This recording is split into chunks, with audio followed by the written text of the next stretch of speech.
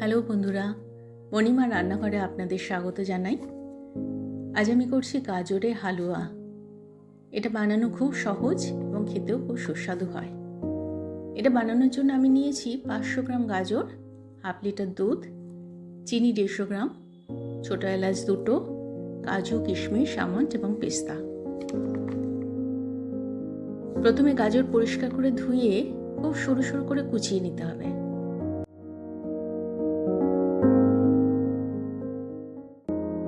এবার কড়াতে 2-3 চামচ ঘি গরম করে কাজু আর আমন্ড কুচি অল্প ভেজে তুলে নিতে হবে।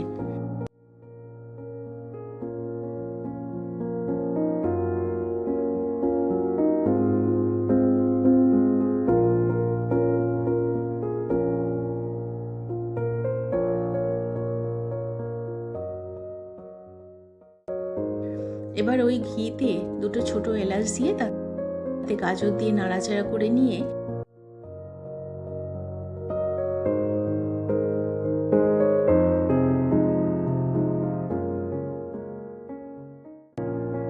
দুধ দিয়ে ঢাকা দিয়ে 5 মিনিট মতো ফোটাতে হবে।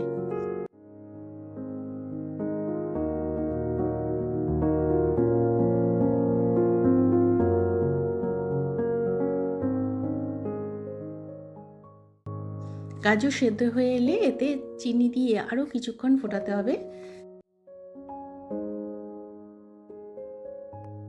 দুধ শুকিয়ে এলে ভেজে রাখা কাজু, আমন্ড, কিশমিশ আর পেস্তা দিয়ে একটু নাড়াচাড়া করে নামিয়ে নিলে রেডি গাজরের হালুয়া।